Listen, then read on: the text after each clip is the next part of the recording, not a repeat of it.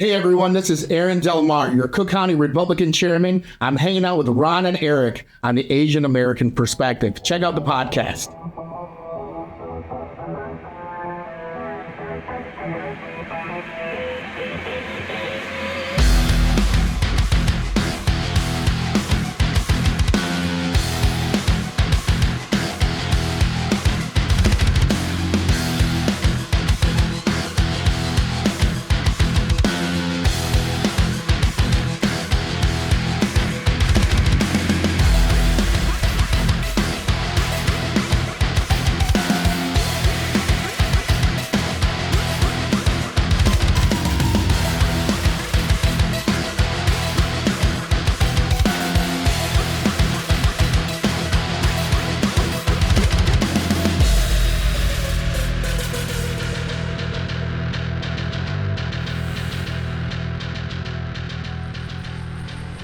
All right, guys, thanks for coming to the show today. Pretty excited. We got Aaron Delmar, 2009, made history by being the youngest at 29 years old, being the first minority to be elected as councilman in Palatine, Illinois.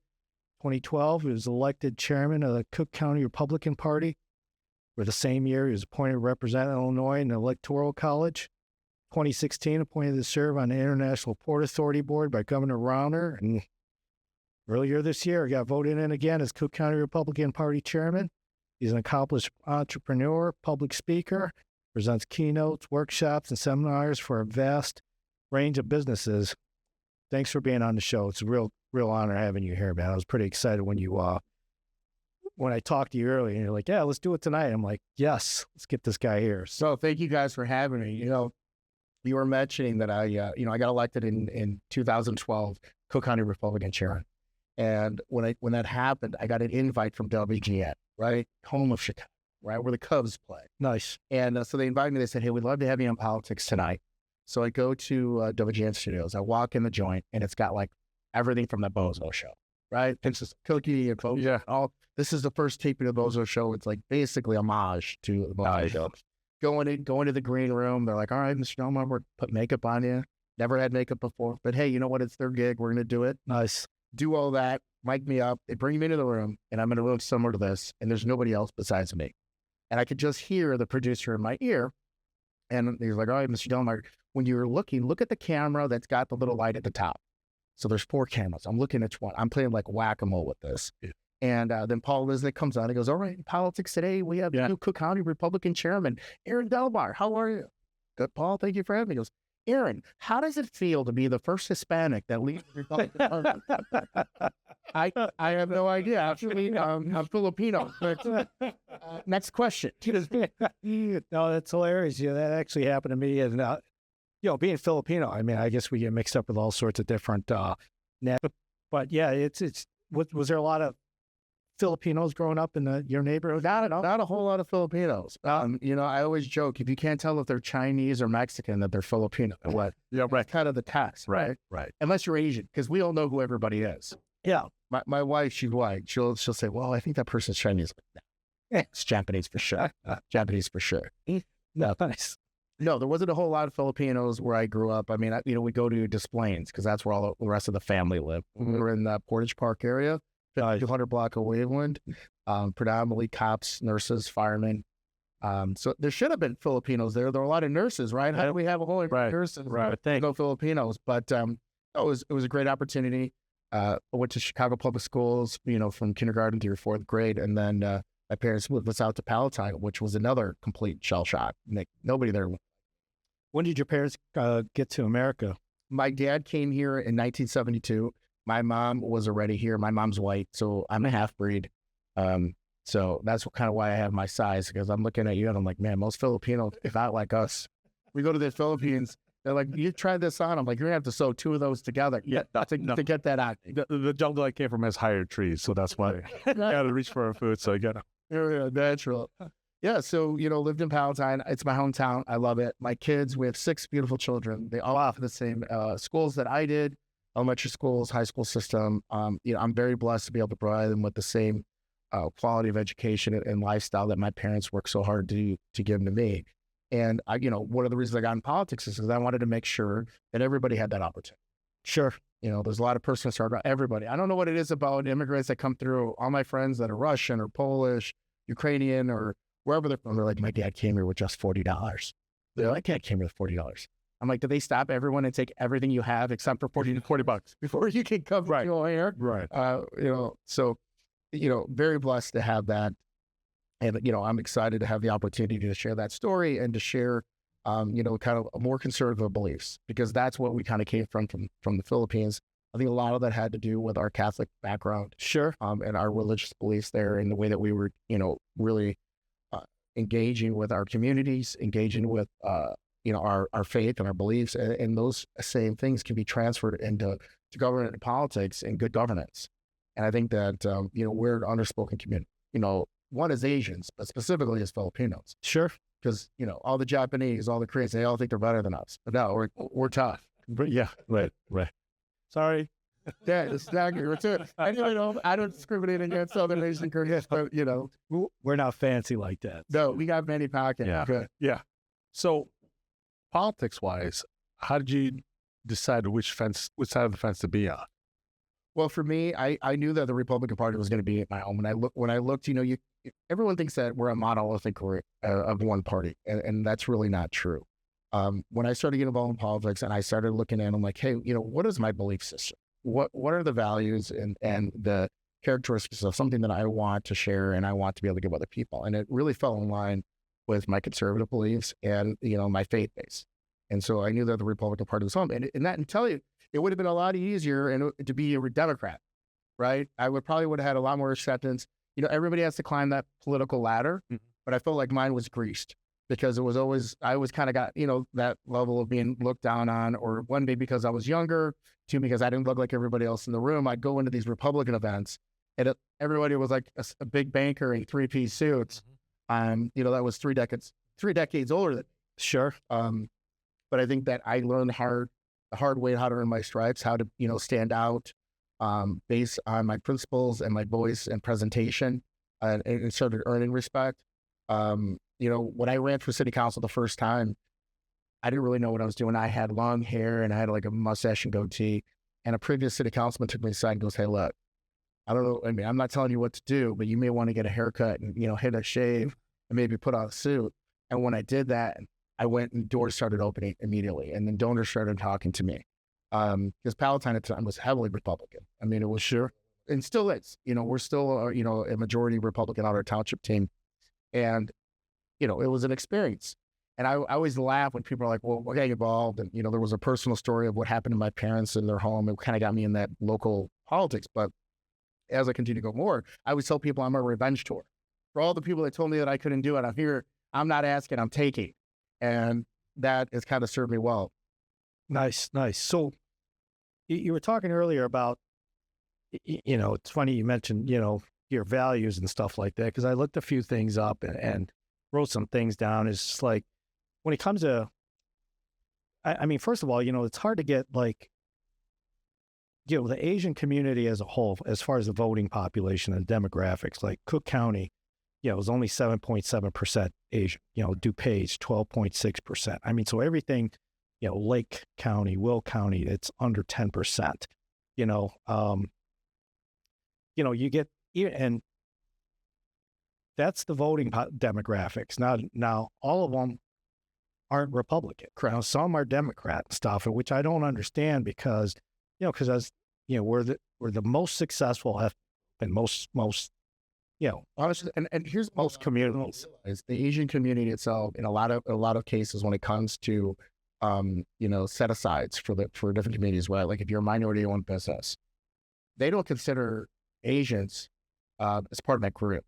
So I got certified minority owned business in Cook County, City of Chicago, State of Illinois, but there were no set asides for that. So if you're African American or if you're female or if you're Hispanic, you're going right to the top of the list. If you're Asian, good luck. Yeah, and that's what I was getting at, is there isn't like, nobody really, the only time you see like a lot of the politicians who aren't Asian is at the Lunar, New Year dinner. Votes. Yeah, that's where you see them. You see them all. Let's get something straight here between all of us, and I don't know the same from you. I built my business. I grew my family. The success that we've had is not because of Illinois. It's been in spite of them. Oh, yeah. in spite of the oppressive taxes, in spite of all the hardships and the way that the system is set up, we're able to expand and survive and really flourish. Yeah. Because of the hard work ethic that that has been instilled to us just from our inner community. And I think, and it's not just the Filipinos. If you look at Polish communities, you look at Russian communities, you look at Hispanic communities. I mean, immigrants in general. That's how you got here, right? You did it legally. Right. Yeah. You got here legally. If you worked hard, like my dad got here because he was a mechanical and nuclear engineer. Yeah. Right. If he was a broom sweeper, I'd be in the Philippines doing this in Tagalog. Right. Yeah. And, so I think, but that same work ethic, that same mentality, we're seeing less and less of it. We're seeing that, especially with the Democrats, they're targeting, issues that deal with 1% of the population, and they're trying to push it out the other 99%. Right. And that's why they got beat in 2024. And they don't even have a message. They don't have a real clear idea. And you're seeing more grassroots people coming over to the Republican Party, being more conservative. You're seeing what we call non-dependable voters that came out and voted for Donald Trump. I mean, the Democrats can say whatever they want. They don't like this, they don't like that, but he won every swing state. Yeah. And he did it in Michigan. He did it in Pennsylvania. He did it in places that are like pretty much the Democratic strongholds, right? They have, Democratic governors. So those unreliable voters came out strong. And I think if you look at Chicago, for an example, for the first time since Ronald Reagan, a Republican candidate won 2 city wards. You won the 42nd ward and won the 19th ward, right? There were 700,000 more raw votes for Donald Trump in 2024 than there were in 2020. Right. So inroads were being made and the message was clear. And I think what people are really starting to see now is that he's doing what he said he was going to, like what he said he was going to do or not. Like day one, this is what we're doing. And if you're a Democrat and you're saying, okay, what did the Democratic Party say they're going to do that they actually are doing or started doing? They haven't done anything.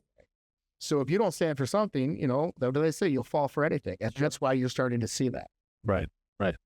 Yeah. So with all these like values and stuff like that, here's the big question.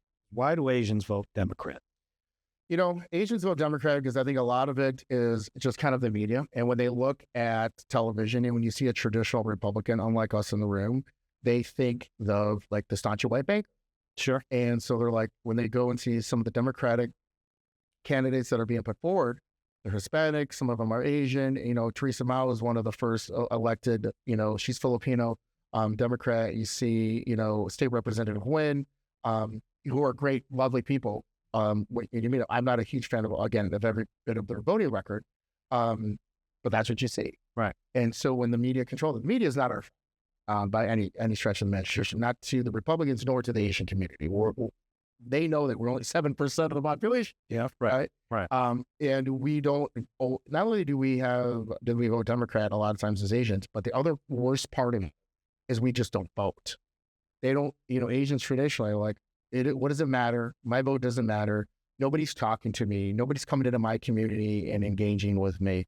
There's no message of what you're going to do for our community. So then they just don't vote. Right. And if we could find a way to get everyone to vote more, I think that they would, or become more educated and start doing more outreach in our own native languages and doing more outreach and being a part of the community.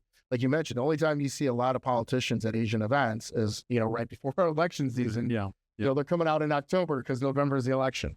Yeah, exactly. I think, like what we spoke about earlier, like off camera here is, like our parents, they came here trying to find a better life, lay low, stay out of trouble, work hard. Right.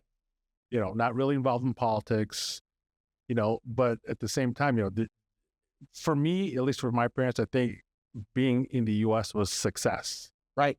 And thinking just being here, raising my kids here, that's fine. Politics we didn't talk about politics in the house. We never did it. We talked about politics, about stuff in the Philippines, which really didn't apply to us, Marcos, whatever.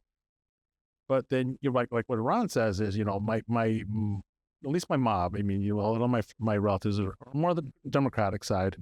I probably grew up for myself, probably more from moderate. Right. I got to admit, I voted Democrat twice in my life, and it was both Obamas, both times. The first time, we did the whole Grant Park thing. was there, Someone's crying. hope and whatever. I'm like, okay, well, I'm not quite sure that worked out really well, so let's just try it again, give him a second term. And then for me, it just started changing because, like what you said, is I kind of opened my eyes more. I'm like, well, but by today's standards, Barack Obama would be considered a soft Republican. He deported more people. What? Absolutely.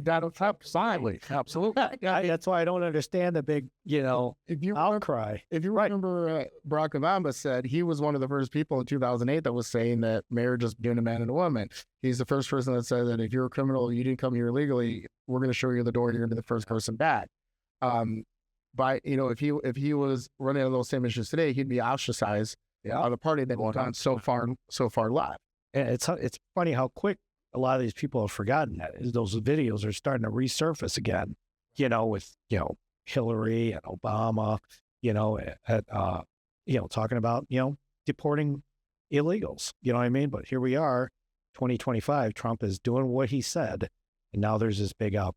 And there should be something, it's funny, Trump picked up a huge amount of the Hispanic vote, same as George Bush, the second one, the son, and Donald Trump overperformed with African-American males. And I was on WGN on election night, was like a marathon. It was from like 7 o'clock to voting close to like 2 o'clock in the house. It was, but they gave me Illuminatis. So I'm nice. That's how they kept me in there. And it all shifted.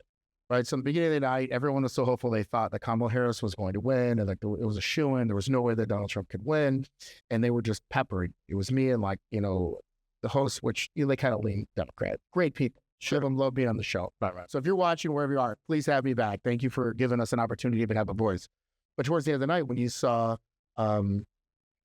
Michigan come in, well, they're like, that's just the one away, not a big deal. Then you saw Nevada come in. Then you saw Pennsylvania come in. And then you saw Georgia come in. Now, the whole thing wasn't about how Donald Trump was bad. It's how the United States in general is misogynistic because she was a female, or because they're racist because, she's Black. And I was standing there dumbfounded, and I said, well, how about this? How about you took away the voice of the whole United States Democratic Party and you said, you don't get a pick. This is what we're doing. Right. How about that one? How about you took somebody that didn't have a message and didn't differentiate herself from the last 4 years under Joe Biden? All the issues that you were saying are wrong with the country, you had 4 years to fix it, and you never did anything. Right. How about you never had a very clear message of what you were going to do to make things better? Immediately when they lost, they went right to race, they went right to gender identity, they went to all of those issues. How about you started concentrating on who was going to be using which locker room instead of worrying about children being able to get a quality education? That is what people cared about. And Trump, like him or don't like it, said, I'm going to do this, this, this, this, and this. And then I said, I'm going to do this, this, this, and this. And then he just repeated it. You knew where the guy stood.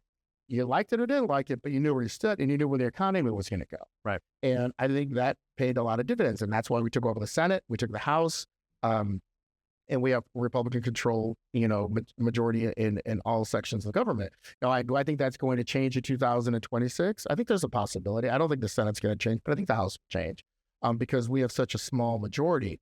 But I think if you look at what happened this April of 25 and the off-cycle ones, Republicans all stayed at home. They're like, we're happy, we're controlling the government, we love what's happening on the national level. And the Democrats came and swept most of DuPage, 36 out of 38. They went into Cook County and they made some major gains. They killed in Will County and Kane because Republicans stayed home. That should be a message to everyone that if we do the exact same thing in November of 26, we're going to get wiped out again. And there was some pendulum swinging. I mean, people are like, did you see everyone's out there with the no kings? They're protesting, right? It's never been done before. I'm like, well, in 2010, the Tea Party was out protesting. Right. You just weren't around to hear about it. You were either not born yet or very young. The pendulum swings back and forth.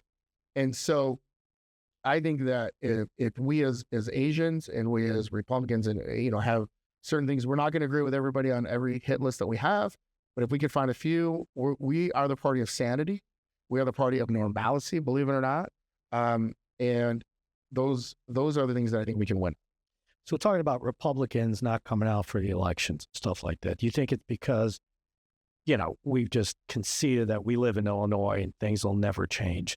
I mean, I grew up in the city of Chicago, with, Cook County politics and Chicago politics or whatnot and stuff like that. I mean, it's kind of, But you're right, but you're wrong. I'm a big data-driven guy, and the math is there for us. sure. So did Donald Trump lose in Illinois in 2024 for president? Of course. But you know what he did do?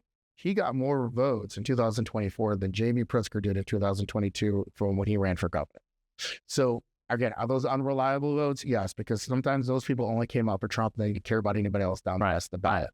But we, in raw votes math, did it. Here's another thing. In 2022, I ran for lieutenant governor, and I got an opportunity to leave Cook County and to go all across the state, all 102 counties. And I've gone back since then because, I'm considering making a run in 2026. I haven't made a final decision. They sure mean statewide in 26. So I went back to 56 of them. And we started pulling a lot of the math. And we pulled math, not just from the last cycle, we pulled math for the last 2 decades, just to get an idea and a baseline. Every elected statewide person, Bruce Rauner, Judy Bartopinka, Dan Rutherford, I'm going back, that got over 27% of Cook County won statewide. Wow. Because what most people don't realize is that Illinois is a very big, very large, very diverse state. Yeah. There's 102 counties in Illinois, 102. 85 of them are hard red Republican. 85% Republican. You go downstate, you go past I-55, hard Republican. Another 10 of them are reddish, right? Might have mixed color, maybe a little purple, but heavily red. Collar counties are really blue, where that's where a lot of the population is. So you can run statewide, and as long as you get 27% of Cook County, you're winning because of how much population and issues are here. Because the rest of the state will pull you up. So you saw that in 2018 in Bruce Rauner. Here's the other thing. You guys are probably around my age. I'm 46. Do you remember 1996? We're banging out B96. Yeah. Oh, yeah. Yeah. Do you know what happened in 1996? In 1996, we had full control over every statewide office in Illinois, and we had the Speaker of the House. That was the only, from 1996 to 1998, was the only time that Mike Madigan, who was now about to go to jail for 7.5 years, probably going to die in jail, Sure. was not Speaker of the House. Wow. His 40-year career. That's within our lifetimes. So that should tell you that there are a lot of Republicans. We switched to a heavy Democrat state when we lost a lot of our patients' jobs, right? When we had George Ryan went to jail, and he got all those patients' jobs all with, right? When the Blagojevich came in, when they started doing that, and they took over the jobs. Because a lot of people don't realize the 2 biggest things that everyone in Illinois fights for is the governor. It's obviously number 1. But number 2, which is actually in a lot of people's minds more important than the governor, is Secretary of State. Secretary of State points 2,200 jobs. The governor of Illinois, does about 1,800.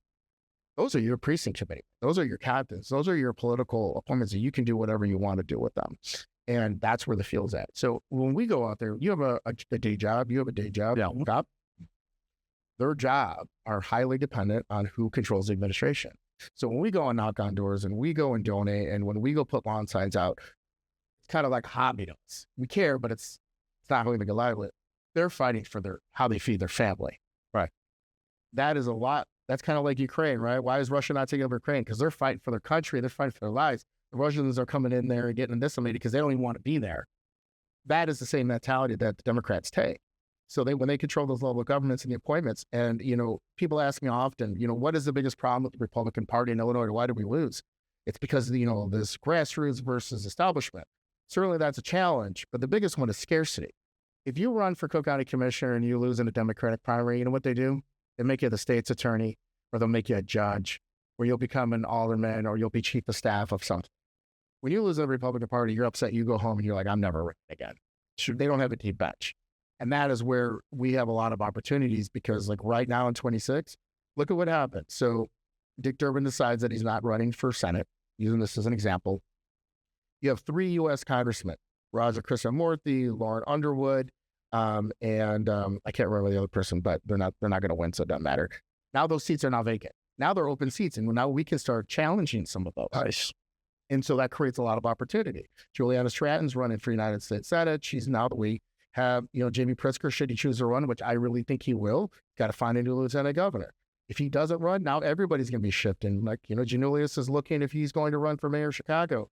Susana Mendoza has made a commitment. She hasn't decided if she's running again for comptroller. If she doesn't run for comptroller, somebody else is going to move, and that's going to create other openings. Did I hear talk about Rob potentially running again? Rob's thinking about running for president. Came out today. If you read Cranes today, Wow. he's talking about running for president, and he's running as a really moderate Republican, center-leaning left, Democrat. And if you look at the way he did city of Chicago, he gets a lot of heck about, he shut down 50 schools in the city of Chicago. Schools shutting down, and CTU hair was on fire and losing their minds. But what they don't talk about is how those schools that he shut down had 30% enrollment, and the costs associated with keeping the schools open and maintaining the boilers and maintaining, the HVAC and the staffing, right? Each school needs a principal. They consolidate a lot of these schools, right? And if you look at Rahm Emanuel's last cycle, and I'm not pitching Rahm, Right. but school scores went up. Right? Student scores went up. College entrances all went up because we started having good governance, even from, the tolerable Democrat, I guess. And the trains ran on time, right? And that was it. And I'm not a big fan, but I'm just saying, from a public policy standpoint, those are the things that needed to happen. Right. And so he's not talking about transgender issues. He's talking about kitchen table issues. Sure. And he's the only Democrat that's doing it. Right. So there is a lane for that. That's awesome. So talking about bringing Republicans back, as far as showing up at the polls or the voting booths, what are we doing to do that? One of the biggest challenges people talk about is, nobody's got any money. Democrats have all the money because all the unions and all the groups. So let's break that down a little. First of all, the unions care about one thing. They don't care about Republicans. They don't care about Democrats. They care about that union. If you are part of the Chicago Police Department, you're part of the Fraternal Order Police Union, do you know what you care about? Your union. You care, sir. Hey, are we tier 1? Can we get our young guys back into tier 1? Can we get rid of tier 2? If you're a fireman, you want to make sure that your pensions are fully funded and that mandate's there. So when you have done your time of service, that you have a retirement and a pension that you can count on. Those are the issues that the unions are. The unions want to make sure that their people have jobs and that they're able to make an honest wage. If the Democrats are in control, that's where the money's going to go. Republicans get in control, that's where the money's going to go. Money is not everything because you can use the media and you can use a lot of grassroots techniques, guerrilla warfare to be, Sure. Right. Yeah. But in order for you to remember somebody's name, you remember mine, you need to hear it 7 times. If you don't have that saturation of name ID, nobody's remembering you. You go to the poll, nobody votes for you. You could have the greatest message, you could have the greatest resume, you could have everything. If nobody knows what that is, and you don't have an audience to display your ads to or your message to, you're not going to have it. And so many people sign up to become a candidate with these ideas of grandeur and how awesome this campaign is going to be, and I'm going to make a difference. And if they're not fully funded, it's like starting a business being undercapitalized. Sure. Your doors are closed before they. So we have to find a way that there is a mechanism for fundraising for really strong candidates that people believe in. And that first starts out in your centers of influence, your friends, your family, people that believe in you. And before even that, you need to get strong candidates. Like, just because you're Filipino doesn't mean I'm going to vote for you. Sure, you're not a strong candidate, right? And you're speaking nonsense. As much as I want to support you because we look like and we're from the same community, that's not enough reason. So getting strong candidates out and then giving them the resources so they have an opportunity to be successful really is a recipe for winning. Nice. So you ran with Gary Rabine. I did. Gary's awesome. So, I mean, did that seem like that just fueled your ambitions, your fire, It did. One of the things about that race when we ran in 22, and I don't think anybody realizes this, but I think it's important to talk about 2 issues. Number one, obviously Illinois has been Democrat, like we've been talking about. There was $125 million that was spent in that Republican primary. Just in the primary. We're not talking about the general election. In that primary for Republicans, you had Richard Irving who came in. He had $55 million. You had Jesse Sullivan come in, $12 million. You had Gary Rabine come in with $4 million. And then you had Darren Bailey who raised $14 million. Now you're like, Aaron, that doesn't add up. It does when you realize my second point. J.B. Pritzker spent almost $30 million in our Republican primary. Right? So he gave, and this is not fact, this is not craziness. Right. He put $30 million into the Democratic Governors Association. This is all true. You can look it up. You can look it on Google. It's not conspiracy. It's sure. You can actually see it. And he doesn't He doesn't deny it. Right.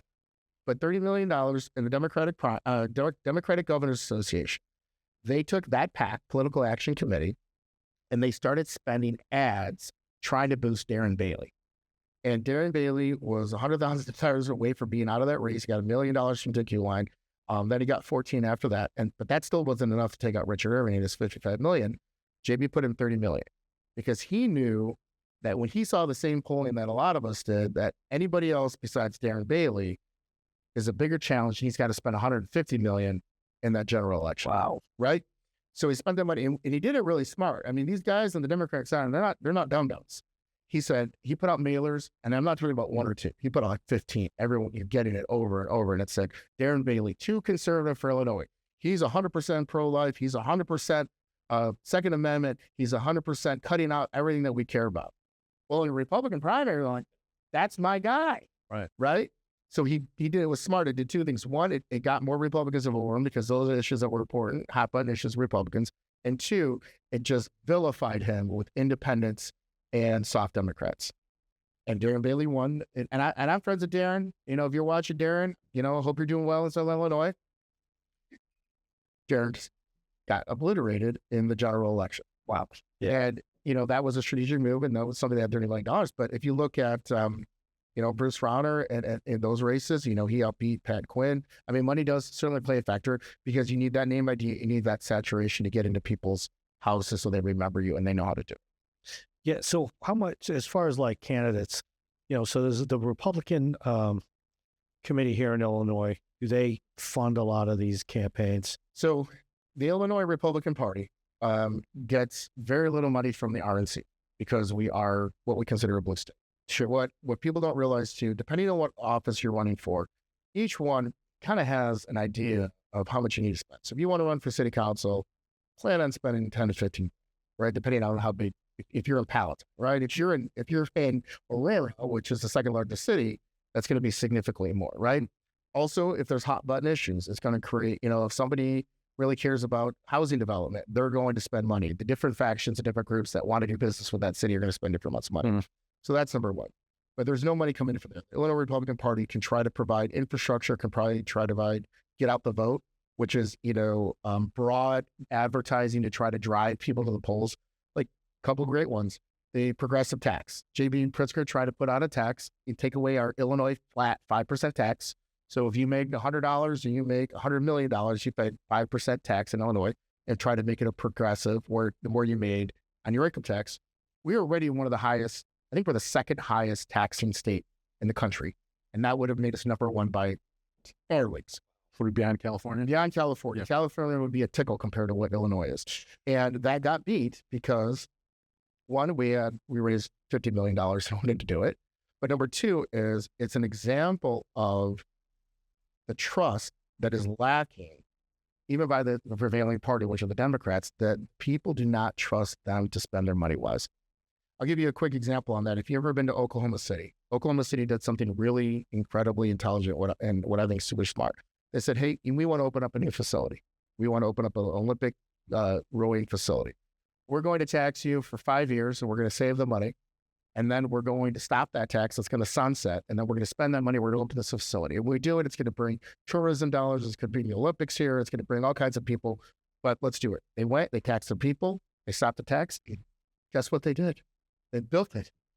Wow. And then they said, all right, you know what? We did that and that worked out well. We're going to tax it for 3 years and we'll do the next project. What they did is earn the trust of the people that actually did what you said you were going to do with the money. You didn't borrow against it to build it. You didn't tax everybody forever. You know what I mean? And like on the roads, they said, we're going to do this, you know, short-term gas tax. But then they fill all the coffers for the, you know, for the motor and fuel tax. And then they divert the money somewhere else. The tax never goes away, right? It's another bucket of money. That is a way you have good governance, you know, and, you know, in Chicago, we're from the college counties. They don't have the trust. And they say, well, it's because there's, you know, they bring in racism. I got news for you. The mayor of Chicago, black. Cook County Board President is black. The chief of police is black. The Illinois Attorney General is black. Who do you want to blame for racism? Right. Yeah. Right? The fire commissioner is black. Right. Yeah. Right? So So you can't really use that argument anymore on bad governance, right? That doesn't actually fly. Well, I think people are seeing through that now. Yeah. Or are starting to quickly, I think. Well, they are. I mean, everybody has hopes and dreams, right? J.P. Pritzker wants to be president. That's his dream, right? And you look at Juliana Stratton, the lieutenant governor, and her dream is to become the next United States senator, right? Brandon Johnson's dream is to get out of single-digit polling, right? Yeah. He's got an approval record of like 6%. He would just have to get double-digit. Right. But why? Because what he ran on against Paul Vallis in that campaign is its own thing. And the trains are not time, right? They're talking about adding a service tax. They're taxing gambling. They're taxing more nicotine. They're taxing, there's a tax that started in January 1st of 2026 where they're taxing any kind of rental. If you go to Home Depot and you rent a carpet cleaner, and it now has a 10.5% tax.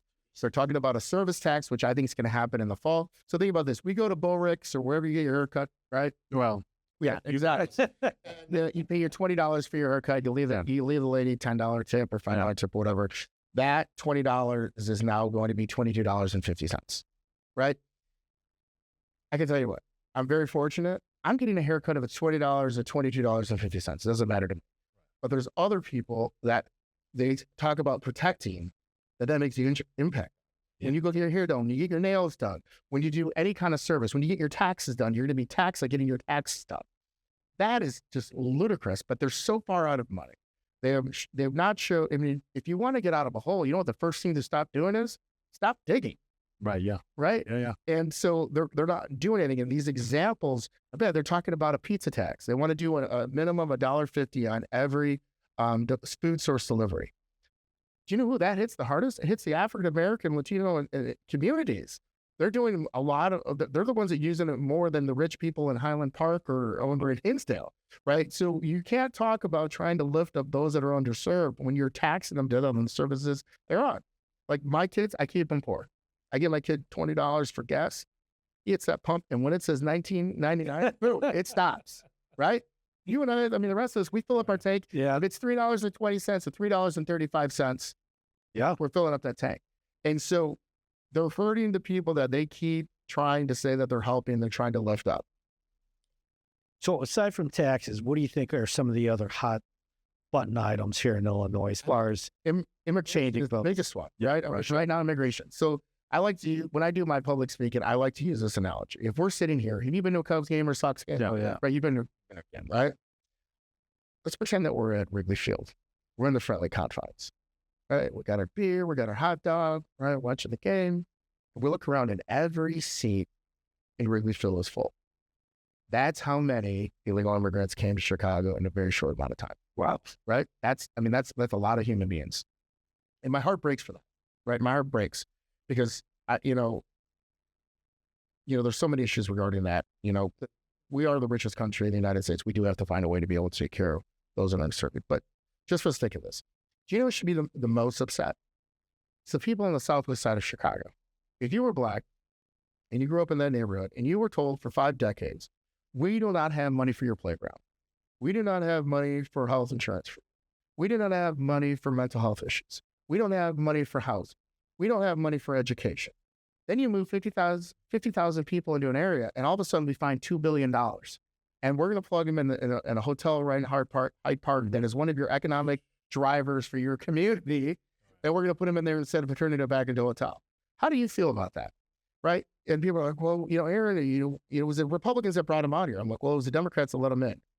We got a little taste of what Texas is and Florida and the rest of these states are dealing with on a consistent basis. Do you like your garbage picked up once a week? Absolutely. Right. Do you want it every 9 days because you have to move that money over to take care of somebody else? If you don't have health insurance and you break your arm and you go to Cook County Hospital, Stroger Hospital, you're used to waiting 8 hours to get an x-ray and a cast, and now you're waiting 18 hours. Would that not make you upset? Right.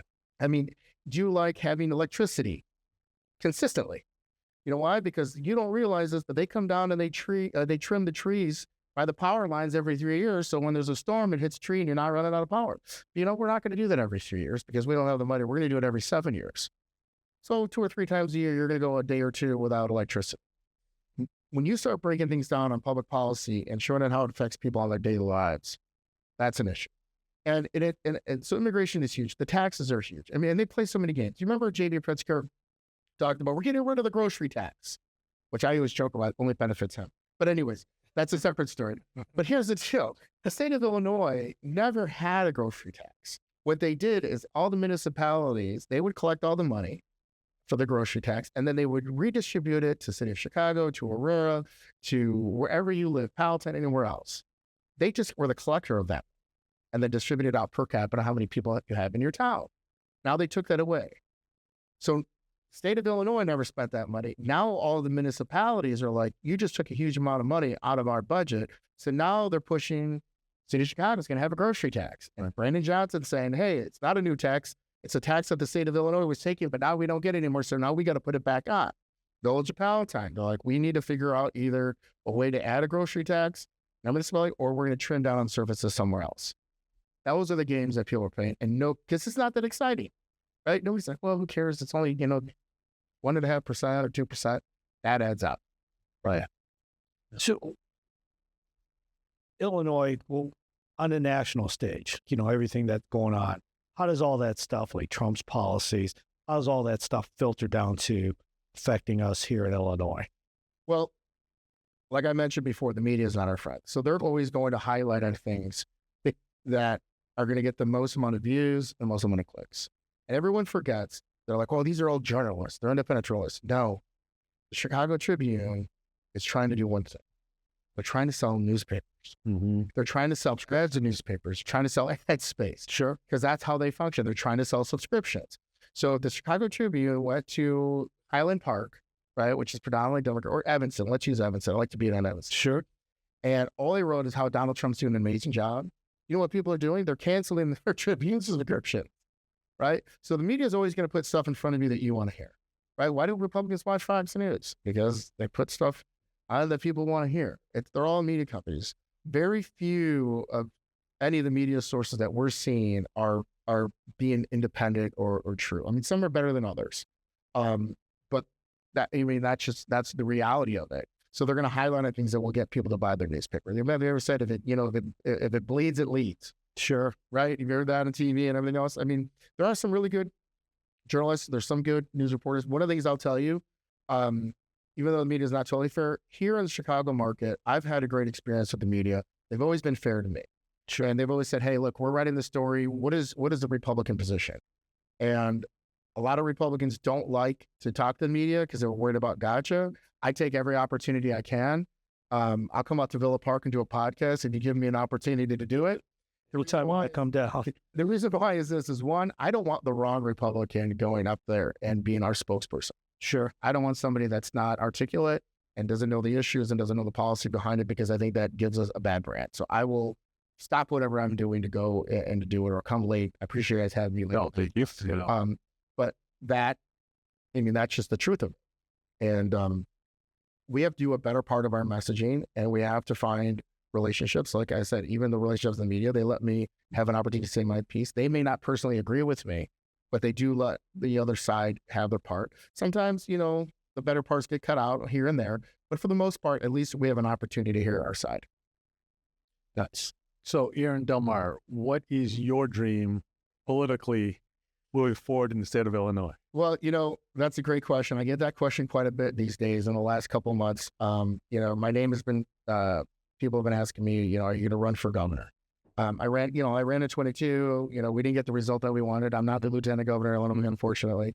My ex-wife, she said that if I was elected to lieutenant governor in 2022, that I would be the worst lieutenant governor that Illinois has ever had.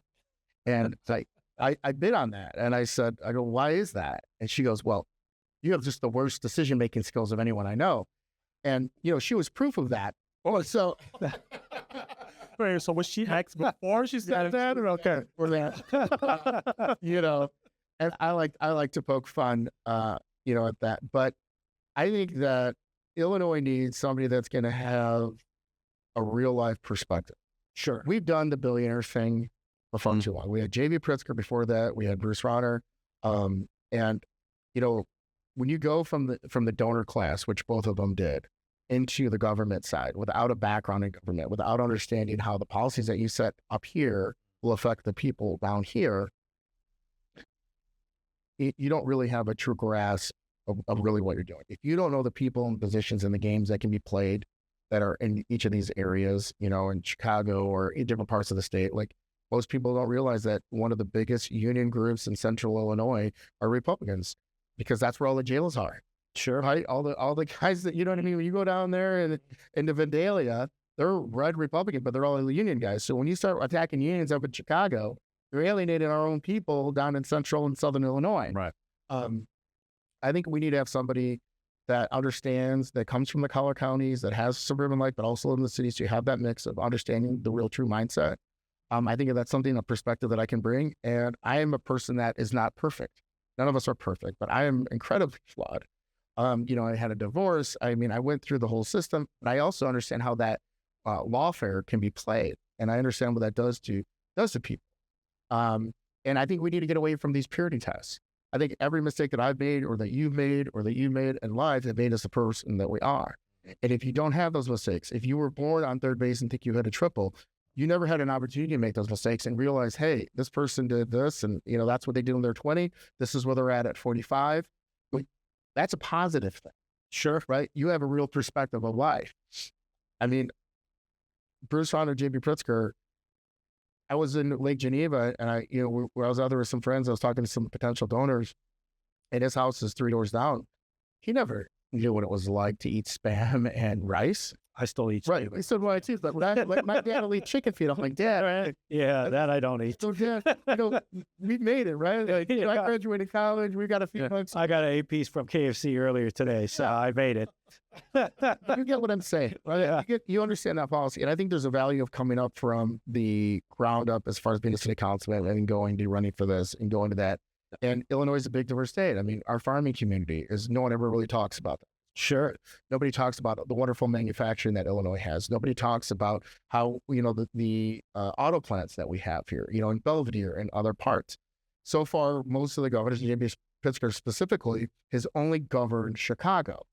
We need somebody that can govern the whole state. And then so you get in a car and you go down there and you start hearing accents, like you think that they're in Missouri or they're in Kentucky, but you realize that we're in Illinois.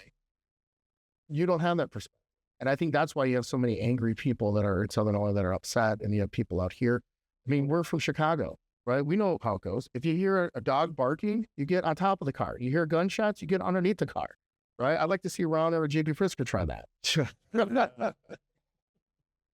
So when Trump got elected, you know, he had his full first day writing all these executive orders and stuff like that. You know, I was here. Can't remember how many he did that first day, but all right, say you achieve, you win the election for governor. What would be the first few things you would change right away from what's going on now? Well, the governor of Illinois has, in our political system, has a very strong government rules. He has line item veto, which is incredibly powerful. So you can take a piece of legislation that 75% of it's great, and you can line item out the other 25. The biggest challenge regarding that is that we are in the supermajority both in the House and in the Senate. So they can override a veto. I think a lot of things, I mean, there's so many topics in Illinois. One, I would want to get our fiscal house in order. I'd want full audit. I want to know, you know, where's our money being spent? How was it being appropriated? Is it being appropriated correctly? And I think there's people on the Democratic side, I know a lot of them that are state reps that are what I call blue dogs, right? They're Democrats because they know they can't win if they're Republican, but they care about that fiscal responsibility, right? If you know Fred Crespo over in Hoffman Estates is getting whacked at by Chris Emanuel Welch, Speaker of House, because he wanted to put a balanced budget before, and he didn't have all these different progressive pieces inside of it, and he's probably going to face a Democratic primary. So there are people on the other side of the we can work. So audited would be number one. Two is coming up with the core values that we have across Illinois, right? In a diverse state we are, and a mission statement of the goals of what we want to do. You can't boil the ocean. Let's pick 4, 5. Let's target those. Let's have some small groups to target those. And then let's go find 4 or 5 more. Let's get the trains running on time. Let's cooperate with the different cities and the different mayors that we have to try to make sure that, you know, saturates down into local people's lives. Do I think that we need to be taking care of the most vulnerable people in Illinois? 100%. I don't think Democrats hold it. You're the only one cares about that. Like when the whole school situations came out, right? When they were talking about transgender kids in girls' locker rooms and things like that, right? I think that's an 80-20 issue. 80% of Illinois thinks that, that there should be some gender separation based on, what activities in bathrooms and such. And 80% believe that a biological boy should not be playing in girl sports. It's a hot button, challenging issue for a lot of people. What I said with the schools, I said, you should be concentrating on, you're getting the wrong message. Message number one should be, hey, look, we're going to make sure that your house is worth more when you sell it than when you bought it, because there's a desire for somebody to live there because you have great schools. That should be your first issue. Right? Like if you have full day kindergarten in Arlington Heights and you don't have it in Palatine, people are going to buy you the house in Arlington Heights instead of Palatine because that's attractive when they move from Lincoln Park into the suburbs, right? I said that you should be concentrating on not about the bathrooms, but on the classroom. Whatever your child is going to do after high school, they're going to be prepared for it. If they're going to go into the workforce, if they're going to go into the military, if they're going to go into trade school, or if they're going to go into college, because college isn't for everybody, we're going to make sure each and every one of your children are prepared for that. My son's epileptic. When he goes swimming at a pool, they have to put somebody spotting him in the bleacher, because if he has a seizure in the pool, he's going to drown. Sure. We don't get rid of all the swimming for everyone because my son's epileptic. Right. We make an accommodation for him. Whatever your child's issue are, let's make an accommodation for that child. Like I really had a problem when they got rid of all the Halloween parties and Valentine's Day parties in K through 8. But yeah. So you got a kid, one kid's got a peanut allergy, so that means we're done with everything else. How about we put somebody to make sure that that child does not eat any peanuts? I don't want anything bad to happen to that child. I don't want him to go into anaphylactic shock or potentially die. Don't ruin it for everybody else. But why are we changing it for everybody else? So now we give out pencils on Halloween? Like, what are we doing here? Right? So those are the things that I would be contrary. Education is number one. Illinois used to be one of the greatest states for education, making sure that where you were, anywhere in the state, that you had access to a quality education. If you put the time and effort, you were going to get the resources you need. We've gotten away from that. We've gotten over taxation. So there's so many issues, but education would be one. Getting things through, like insurance is another example. Not an exciting issue, but we can only use Illinois insurers. So if we have another insurer in another state that can give us a better rate at the same quality of insurance, we can't accept that. That could bring the price down and make it more competitive, right? I've just aggravated every insurance agent in Illinois by saying that. But those are small things you can do. And the governor of Illinois can change who the director of insurance is. They can change who's the director of the Illinois Department of Revenue, who's in charge of each of these different positions. And you start putting quality people that have been in the system that understand not only the policy behind it, but how it actually works. And then the government will work. Wait, I didn't know that about insurance. Mm-hmm. So can only get in your state. Does in any state? I mean, it applies to every other state. Right, but some of the ones have a reciprocity, right? Like Illinois gun laws. Like you could, if you have an Illinois concealed carry law, you can use it in other states, but you cannot use it in Illinois. I don't accept any of that, right? Because of the issues. We talk about taxpayer-funded abortions. That's something that we are one of the meccas of abortion. Whatever your position is on abortion, we're all paying for it. If you're a strong Catholic, you don't believe in abortion, you're still paying for it. They got rid of the Hyde rule. I mean, I think every person. I have 3 daughters. I want my daughters to have access. My wife to have access to the best medical care available. Right? And God forbid one of my daughters was raped, or my wife was raped, or got pregnant. I want to be able to have resources available for them. You know what I mean? Around. Sure. But it doesn't mean that I want to be the vacation spot for everybody coming from Indiana to have an abortion. Sure. Correct. So another hot item, for Eric and myself, because, we have a lot of friends in the, shooting, hobby and stuff like that, Sure. Being law enforcement. And I'm pretty sure this is going to come down to, Supreme Court intervention and stuff. But where do you stand on the Second Amendment right here in Illinois? You know what? Here's the cool part. I'm very much for the Second Amendment, but I am like most people that are for the Second Amendment. We don't want guns in the wrong hands. No, I think there's more people in the NRA that are more conservative regarding gun restrictions than there are that the left tries to paint us at. Right? My children know where my gun is at. They know not to touch it. It's not hidden or secret. because then they get curious about it. Correct. We go through each of the issues and we say, this is what it is. This is not a toy. This is what is going on. This is how you operate it. When I'm out of town, Mike knows how to load it, how to blow back, and how to shoot. Sure. I mean, I think that's important.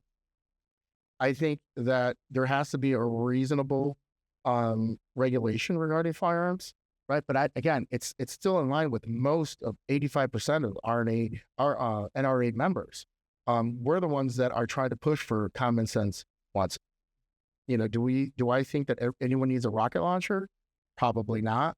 But I think everyone should have. I mean, I have 2 firearms, right? I like to hunt. I like to shoot the range. I think that's important, and I like public safety. I like to know that I'm protected in my own home. Mm-hmm. Sure.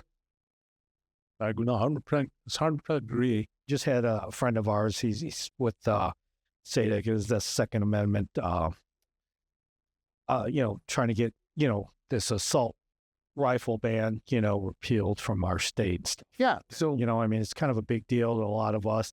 I was on the board of directors for Aurora Sportsman Club, which is, multi-million-dollar outdoor shooting facility out in Watermill, Illinois, and stuff like that. So, with, almost 3,000 members, I mean, this is a big item for us. So here's the first thing is that Democrats always try to paint us that everything's an assault weapon. Yep.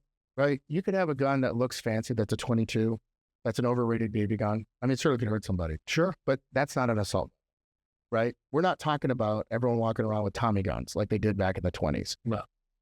If you're a sportsman and you were a sniper and you want to be able to shoot that gun, you should have the right and to be able to do it. That's just common sense. I think everyone, the left paints us so much that we want to have 85, 90 guns. If you do and you can afford it, knock yourself out as long as they're safe and then, they're not going to hurt somebody or fall into the wrong hands. I mean, I think most NRA people are like very much against straw purchases, things like that. When I got my concealed carry, I don't really have a big deal with it. I'm like, all right, you want me to take a class? Took the class. You want me to go to the range? Seems fair enough. If I'm going to own a gun, I should be able to know how to shoot it. Sure. Didn't seem completely unreasonable. When I was at Indiana University, I just got a letter from my police chief when I got my gun. I mean, I don't know. I think that a lot of people want to have that right, and they should have that right. And I don't think that anyone was that upset about some of, the different hopes you have to jump. But I do think it's ridiculous that, if you have to be in one of these categories, like if you're a military person or you're a person that was in the police and you have a different set of rights than everybody else, that you can't have weapons of a certain level. I mean, sportsmen are all over. Sure. So just want to know have you made it official that you will be looking for a governor's seat? I've not made it official yet. No, just like in anything you're doing, when you want to look at your competition. Sure.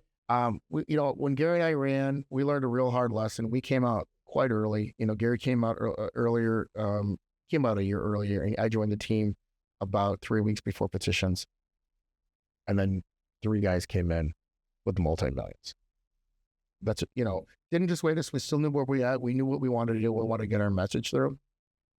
But knowing more now after doing it, that political environment, it's so much more challenging when there's such a large delta between what you have and what the other opponent does. So do you think it really comes down to how much money your opponents bring in to kind of gauge where you're at on the some of the order?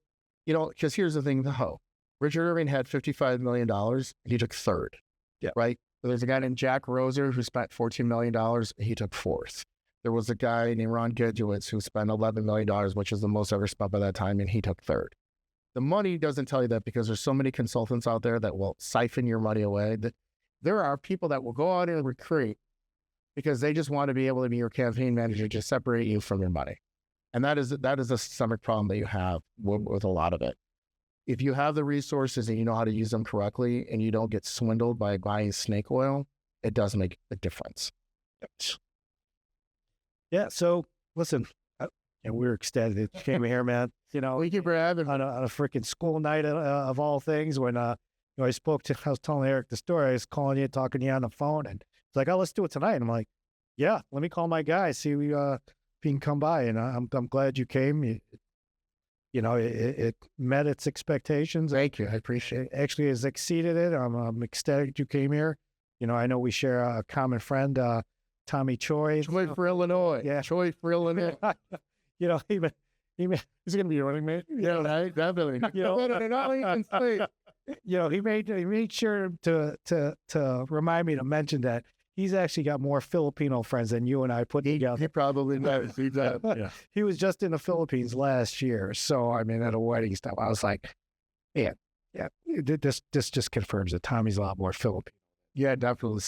Well, thank you for having me. You know, any opportunity that you guys have that you need, I'd love to come back anytime. Oh man, yeah, Especially if I announce or something, I'd love to come back. yeah, we would definitely want you back on our show.